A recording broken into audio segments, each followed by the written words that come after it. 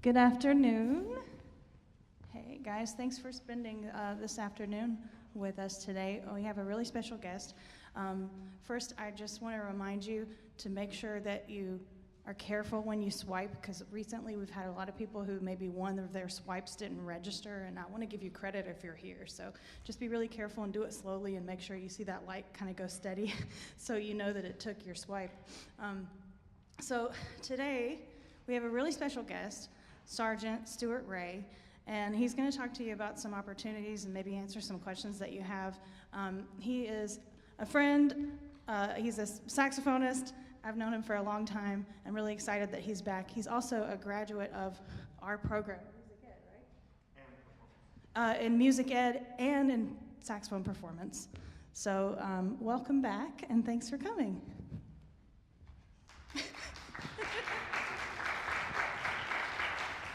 Thank you. I feel like I'm at a TED Talk with this thing, so forgive me for my microphone etiquette.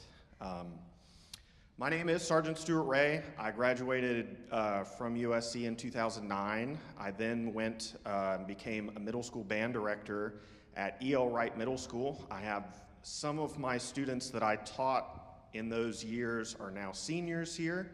Hello to you if you are out there watching the live stream or here. I don't recognize anybody here.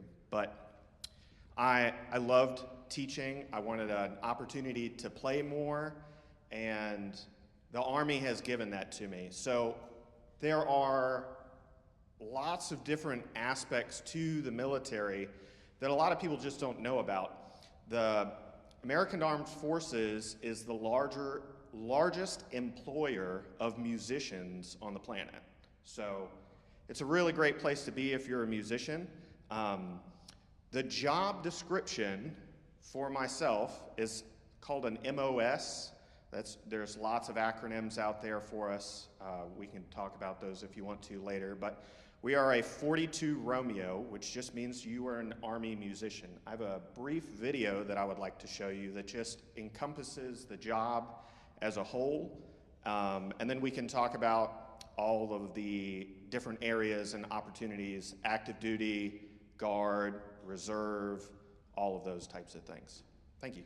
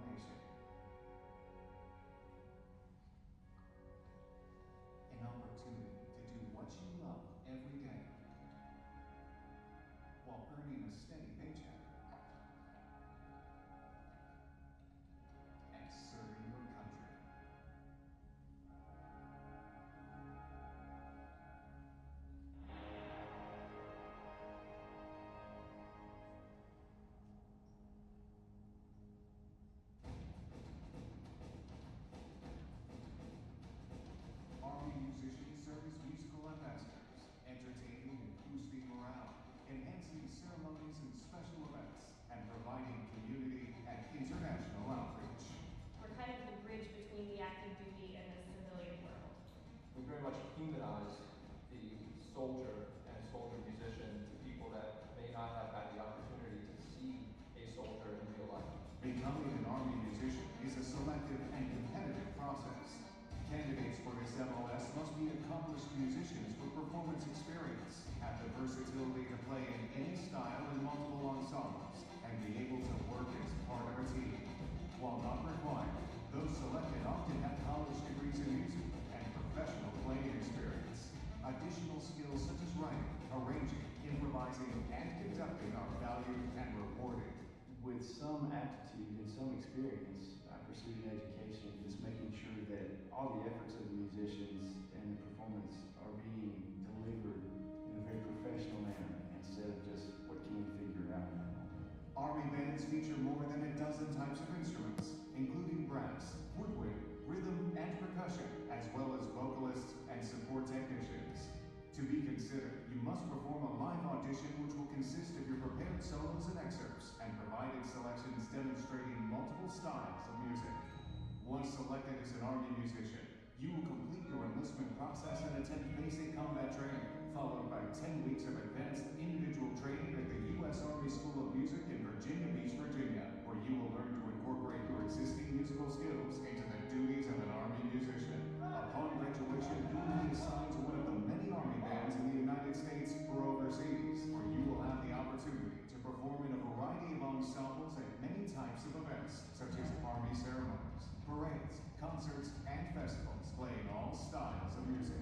As an Army musician, you may have the opportunity to travel, collaborating with bands from different countries around the world, and helping to build bonds between heads of state with diplomatic concert performances. You will also perform in local communities, getting the chance to inspire and impact young lives by working with or performing for school children. When you are performing, you will be learning and rehearsing new music with time for individual practice. Since this is an Army Civilian Acquired Skills Program designated MOS, your talent and pre-existing skills allow you to enter the Army at the advanced rank of Specialist, or E4. You will also have the opportunity to continue your musical studies and to lead and conduct ensembles as you advance in rank. The skills and performance experience gained as an Army musician can prepare you for a future in a variety of musical pursuits. You may find a civilian career working with professional orchestras, bands, choral groups, in recording studios, or as a teacher. I've played with some of the greatest on the stage with the Army bands, and I've gotten to see so many great musicians through the Army. Being able to come in every day and play jazz is probably the most fulfilling thing that I could possibly do. Whether your style is traditional or more modern, the Army offers a unique opportunity to turn your musical talent into a stable career, performing alongside other skilled musicians on a daily basis. Pursue your passion while serving your country. Military occupational specialty. Musician. The gig you've been waiting for. Bum bum, dramatic. They like to make all of the things super dramatic, as you can see, but, oh, you're good. But that is part of being a musician, is creating that drama for your audience and really expanding that for them. So I'm going to break some things down for you. So we have the active duty band. There is an active duty band here at Fort Jackson. They are the 282nd. They play for all of Fort Jackson's ceremonies, all graduations. Anyone in that band wakes up, puts the uniform on every day, and does active duty band things, which is just going to play for various locations or prepping for those things as well. You have the reserve and the guard component, which are very similar. It really is just who is in charge of each of those two groups and then where the money flows and all of those things. But as a guards member or a reservist, you are just part-time for the organization. So there are two of us that are full-time for the 246th Army Band, which is the National Guard Band here in the state. Myself and Sergeant First Class Church. He graduated from USC Aiken, so another USC alumni. And he is a percussionist as well, probably the most difficult of the sections to audition well in, just because of all of the things that is required of you as a percussionist. Us being there full-time, active guard reserve is what we are called. Our job is to set up the weekends for the rest of the soldiers so that when they come in, their job is to prepare for a ceremony and go play that ceremony. Or we have prepared in the previous drills for an upcoming ceremony. So we have a drill that's coming up. We are traveling to Georgia for the National Guard Conference of South Carolina. Yes, we're going to Georgia for the South Carolina thing. It's weird, but when we go there, we're going to have a jazz group play at a night event. The next morning, we go into some military ceremonies, play one of those. In the evening, we play for a very formal banquet, wear the bow tie and the dress uniform, and then on Sunday, we normally have a brass quintet that plays for a church service. So as just in that weekend, that's 3 different ensembles that are playing, and you could be in one, you could be in all 3.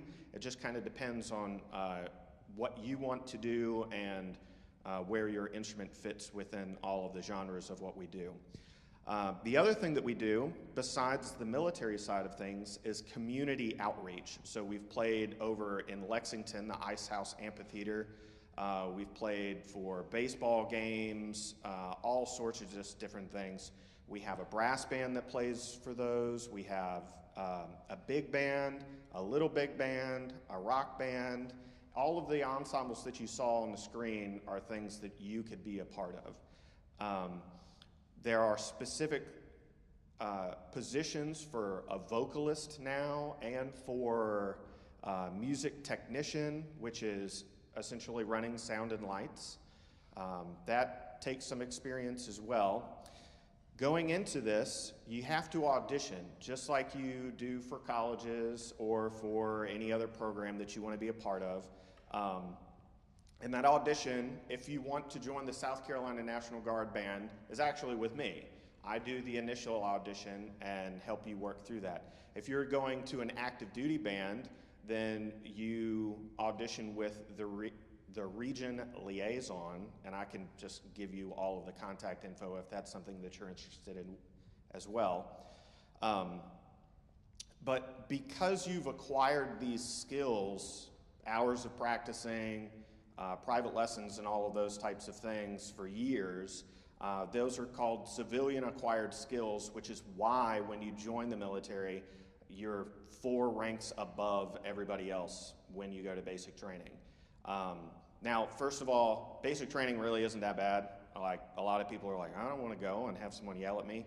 You are getting paid the entire time that you were there for someone to yell at you and get you in better shape. Doesn't sound that bad.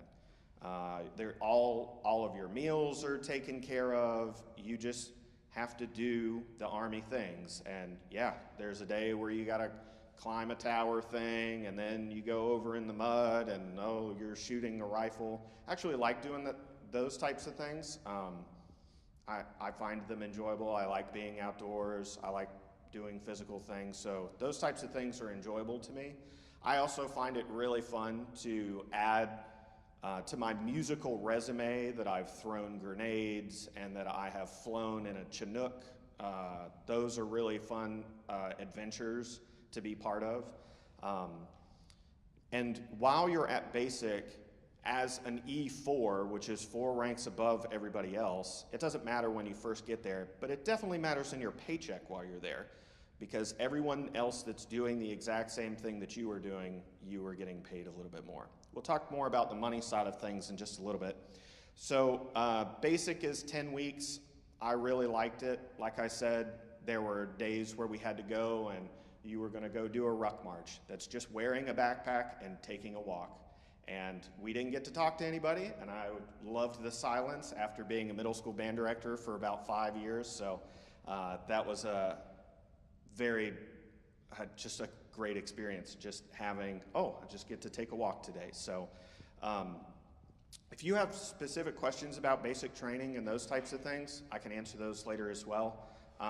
But the best thing that I can tell you is I don't necessarily want to go back and do it again, because it is a good chunk of time that you're just away from your family and everything. But is it worth it? To me, 100%. Absolutely it is. After basic training, as the video said, you go to AIT, Advanced Individual Training, which is for us in Fort Little Creek up in Virginia. It's a really great place. I loved being there, met some really amazing people, had some really, really great instructors. I got better at my instrument. I got better at every aspect of the craft, because while you're there, your job, the thing that you signed up to be in the military, is a musician. So that is what you work on. You don't do lots of other things. I do drive trucks on the side, but when you come into the military and you want to be a truck driver, that's the school that you go to. Then you learn how to drive a truck the way the Army wants you to do that. Or if you want to go into the infantry, then you go and do those things. If you want to be a medic, then you go and do those things. If you want to be a public affairs person, you go and do those things. So our AIT, both basic and our AIT are both 10 weeks. That number has changed throughout the years. It may change by the time that, if it's something that you decide that you want to do, it may change by then as well. Like our uniforms, they have changed again, and they probably will change in the future. So after AIT, when I went through, I was still teaching at the time, so it allowed me to have 2 separate jobs. I was a full-time teacher, and then I went to drill 2 days a month, 2 weeks in the summer. That's all that it is. Every once in a while you have a 3-day drill weekend like we do coming up, but those are rare anyway. As far as interference goes with anything else that you have going on in your life, if you have a major thing happening, let's say you're here, you're in the Guard, and you have a major exam or a recital that comes up. You are then just excused from that drill as long as you tell and ask the right people, and it's a verifiable thing that you're doing, and then you just get to make it up later. You get paid when you come to drill, you don't get paid when you don't come to drill. So that would be the handoff for you. You specifically, why it would be a really great decision or choice is that if you were in the National Guard, South Carolina National Guard, while you were attending USC, you get 48% off your tuition. 48%.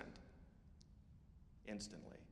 Now, if you looked at that piece of paper that I had, let's go over some other things that you can get, because that is only part of it.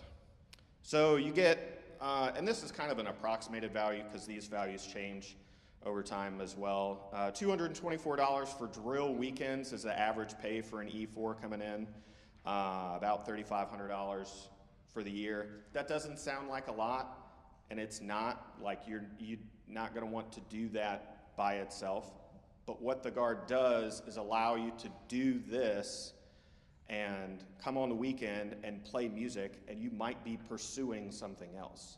The people in our unit are not just band directors. We have school principals, we have architects, dog groomers, lawyers, everything else. Anything that you want to do, you can do that in conjunction with being in the National Guard. And then you might even find that you like it so much that you want to do that job in the National Guard.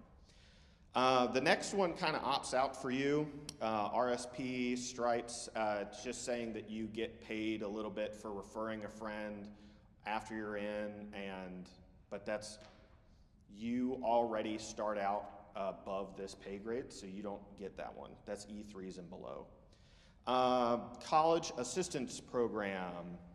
$4,500 per academic year.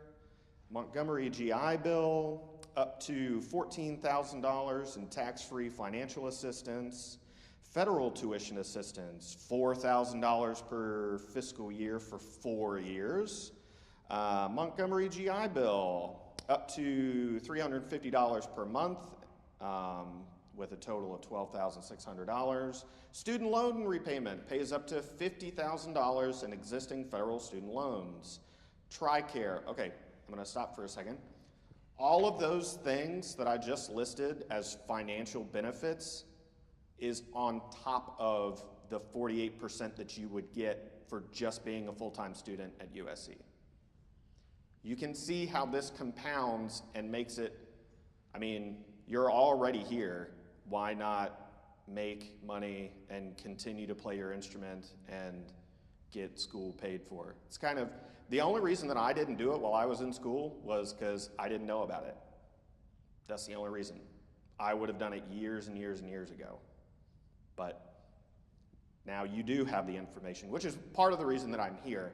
I also want to tell and be very honest with you. I'm not a recruiter. My job does not depend on whether you join the military or not. I do not get paid more or less depending on whether you are like, hey, Sergeant Ray, I love this. This sounds great. Or, no, it doesn't sound like it's for me. Cool. Great. Either way, all I really want to do is just give you information about this. Maybe it's not for you. but you know someone who's not here today, and you're like, you know, this sounds like something that you would like. Maybe you should call this guy. That's totally a thing. When I go to this next one, the TRICARE Reserve Select medical stuff. Stuff that you're probably, I don't know, maybe you are thinking about it more now because of COVID and those types of things. But the contacts that I wear, the glasses that I wear, the doctor's visits, dental, all of that stuff, hearing, I don't pay for any of that. It is part of TRICARE. When you have to get teeth pulled or extracted, or you have wisdom teeth or something that they take care of that. It's taken care of. A story how this extends to my wife. My wife has an industrial sewing machine. She does embroidery and lots of things. Well, she made the mistake of putting her hand under the machine. Needle went straight through her hand. Not very good. Luckily, she was okay. We went to the emergency room, or urgent care that was closest to us, got in there, got x-rays, antibiotics, all the things. The bill would have been around $400. I think we paid $4 out of pocket. It's pretty good when accidents are there. Another thing that that's actually not even on here, as you are getting jobs and leaving the university environment, you're also going to be thinking about buying a house. If you're in, I think it's 6 years now, I could be wrong, 4 or 6, one of the two. After you're in the Guard for that amount of time, then you can use a VA loan. This is very important when you start calculating home finances into your budget and thinking, how am I going to put $10,000 down on this house? Oh, wait, I don't have to because I have the VA loan, and the VA loan allows me to put no money down on a house. That is just another aspect of benefits. Life insurance, retirement systems.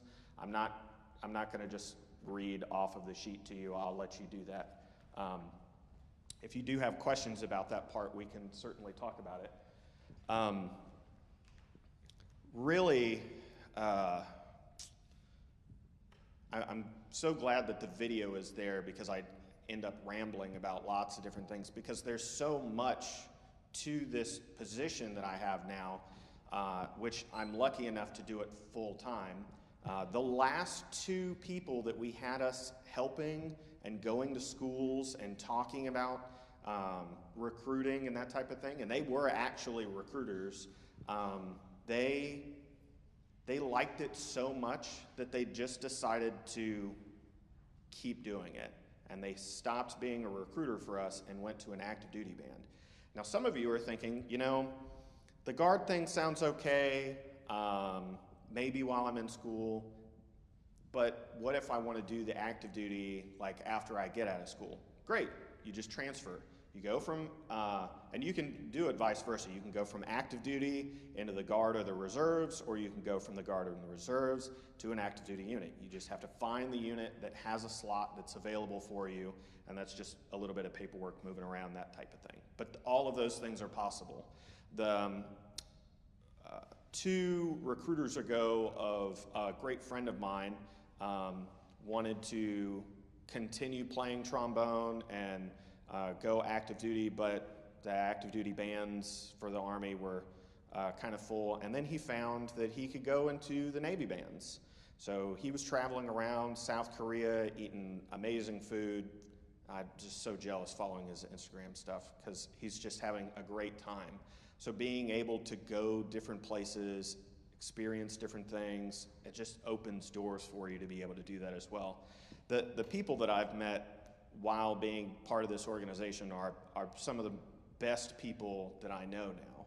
And to be able to just continue to work on something that I love. I loved being here at USC. I loved the program here. I had really fantastic instructors.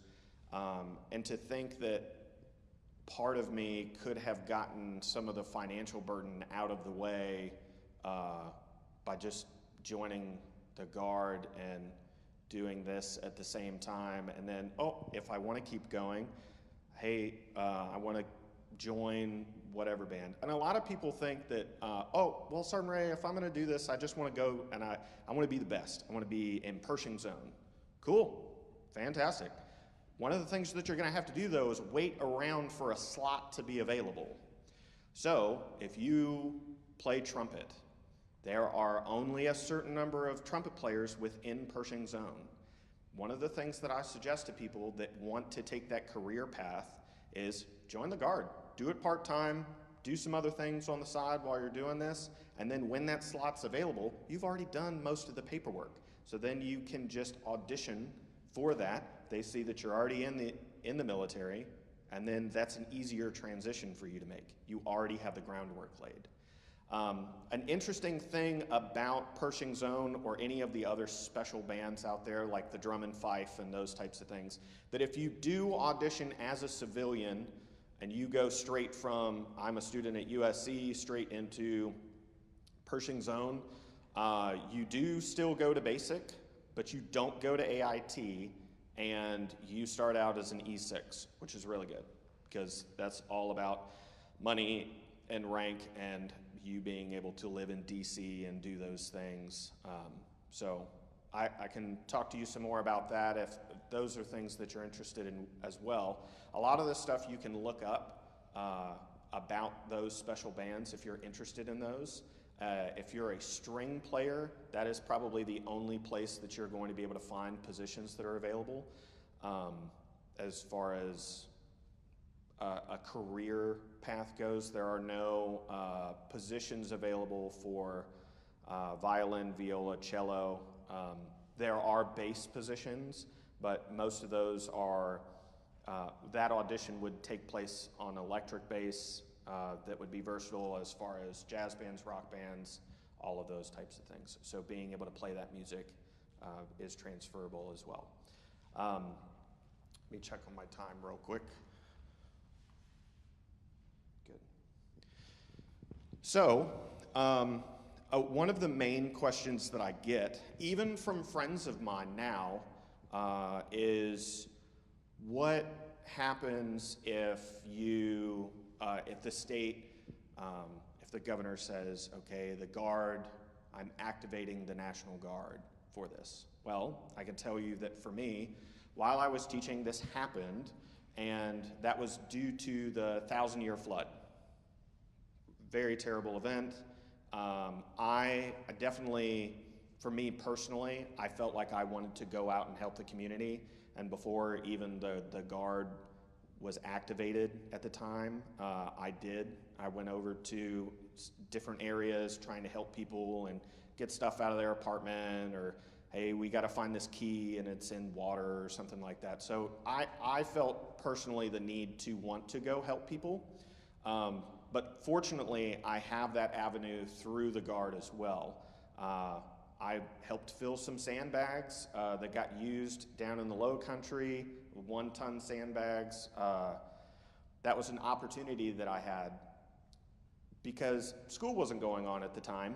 I had the choice to say, yes, I'm available, I can go do these things and help out. Now, there were friends of mine within my own unit that were not available because their jobs, their civilian jobs, still were happening. Some were lawyers, they were still having to work and do those things. They are not just swept away from those civilian jobs and gone, okay, you're now filling sandbags. That's not the way that works. There are times where you're told, hey, you need to be over here and you need to do this thing. Great, go do those things. It's not very difficult, but a lot of people see the military as very, it's a hard left in one direction. You have to do all of these things that they're telling you. You really have a lot more options than maybe some of those ideas lead to.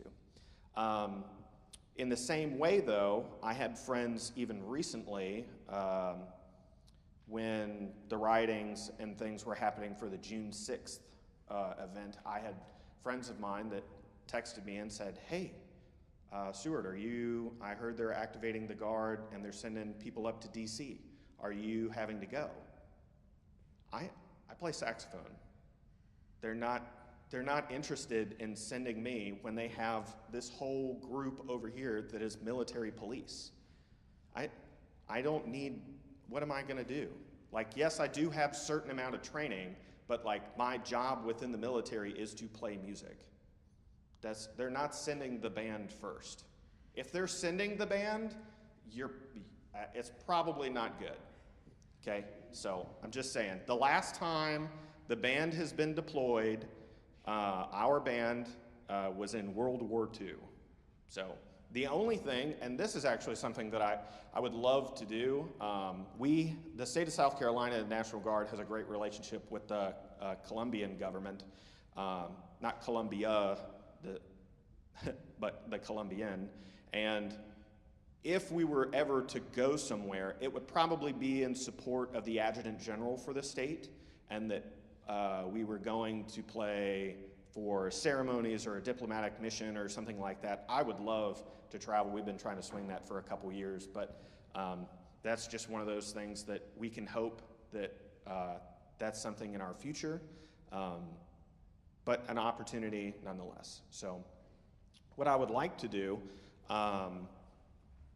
is give you guys some time.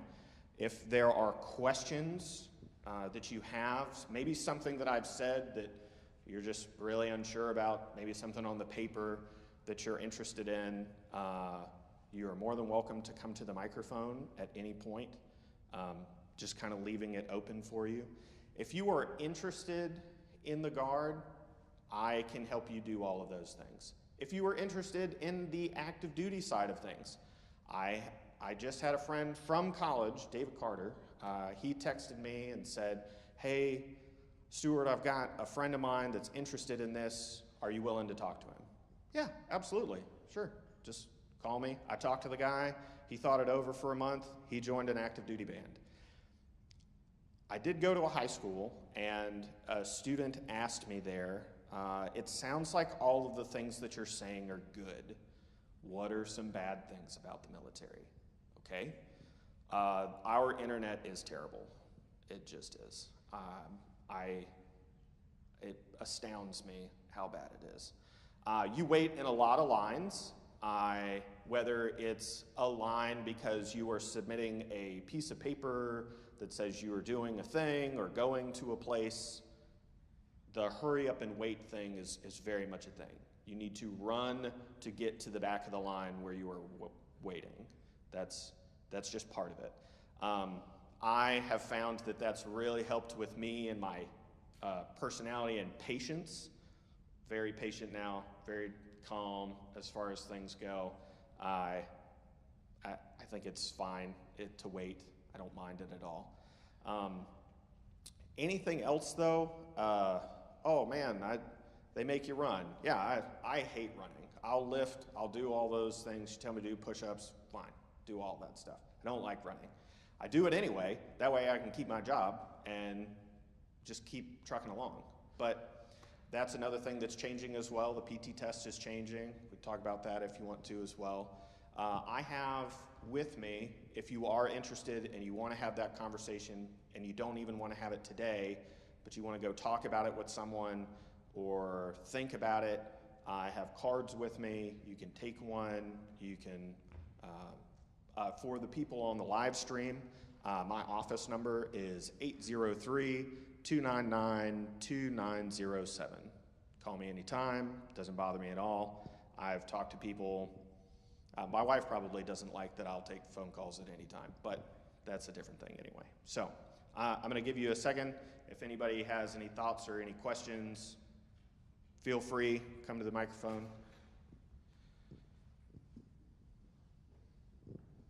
I hope it's a question and you're not just leaving because you're like, oh, I'm dipping out now.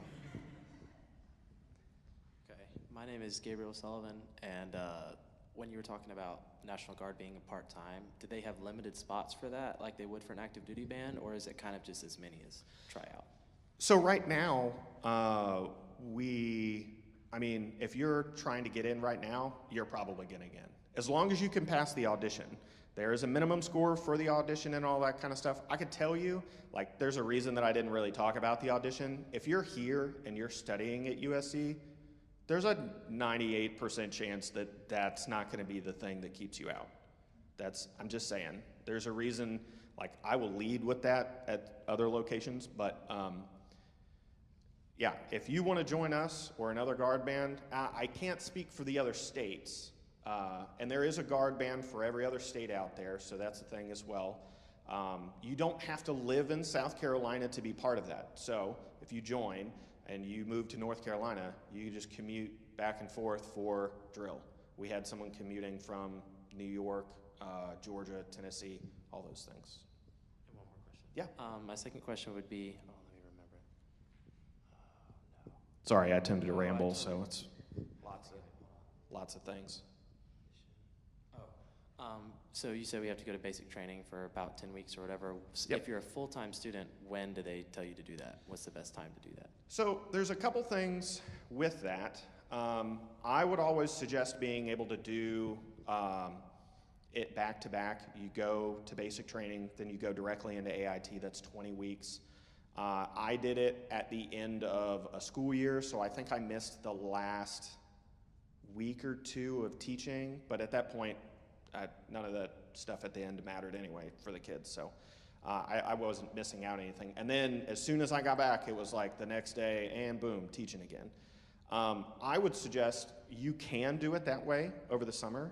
But the other thing to remember with that is college isn't going to go anywhere just because you missed a semester. So if you want to go in January and miss the second semester of something, cool. That just pushes that back to one more semester that you have to take of something. I would very much encourage you. I had this weird idea while I was here that I had to do my degree program within 4 years, and I have to do that, and then I have to go teaching after that. No, you don't have to do it that way. You can do this thing, take a break, come back to it, and finish it if you want to.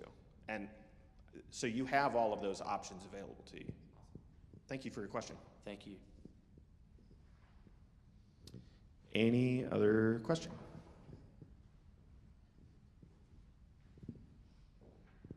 Hello, I'm Jeremy Miller. I have a couple of questions for you. When I see the benefits about insurance and things like that, if you have a secondary insurance, would it be feasible to keep it or just add that on top of the National Guard benefits? So that's kind of a numbers game at that point where you have to weigh what insurance works better for you. I can tell you that a friend of mine who just retired, who was in IT, he makes a ton of money. Like, he just does, because he's been doing private contracting for so long. He was in the Guard, and he used the Guard's insurance. He could pay for any of the other ones that he wanted to, but TRICARE just ends up being better in a lot of cases. I knew that when I was a teacher, I would much rather have TRICARE than what the state had, as far as cost and stuff goes. That way, the money was coming back into my pocket instead of into the insurance. So that really is kind of a numbers game that you kind of have to do on a case-by-case kind of thing. Okay. And the other question I have is, since they're more beneficial to bands and stuff, are there anything for vocalists and singers? Oh, yeah, 100%. Just as much for band folks. It appears that way. That's just the optics of it, where it's like, oh, there's a trumpet, oh, there's a saxophone. No. Having a vocalist in an Army band is crucial. It's so needed. We need more vocalists. We just had 2 retire. And it's to think of the opportunities that you have as a vocalist. If you like singing the national anthem, you get sent to a baseball game by yourself. That's your drill weekend kind of thing. That's your performance. I mean, as a vocalist, that's kind of like that seems just amazing to do. And you get pretty much a chance of doing anything you want to.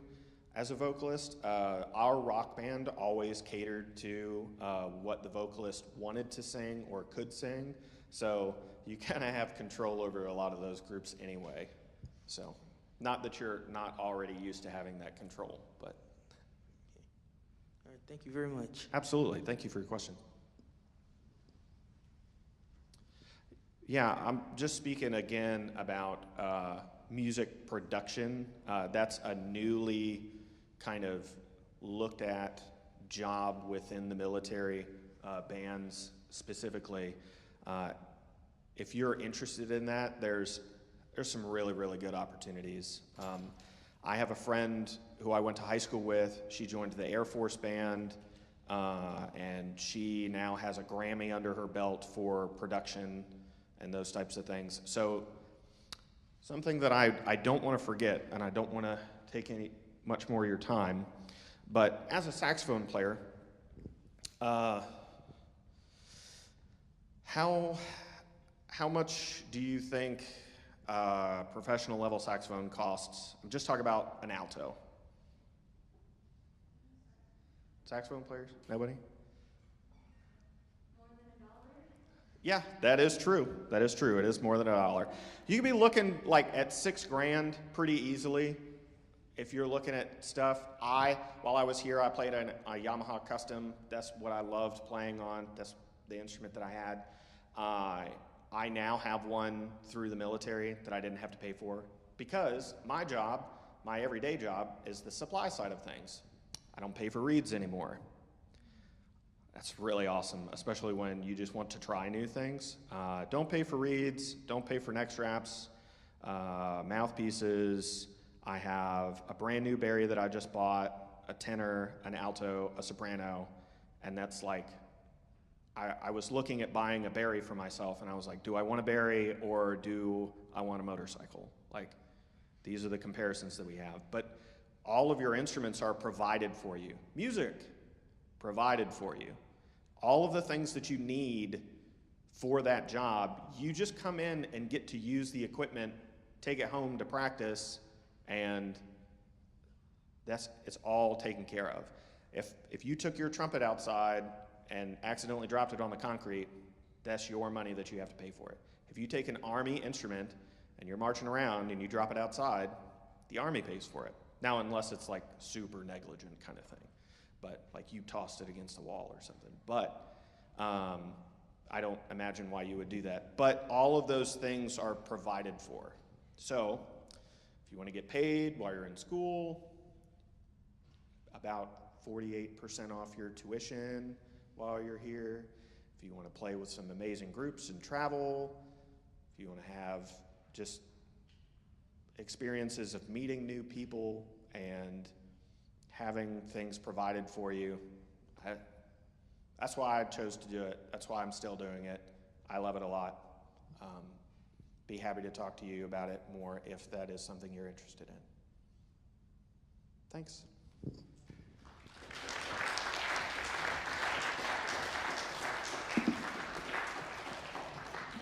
And for those of you here, like if you want to stick around or talk or anything like that, I'm here for a little bit, so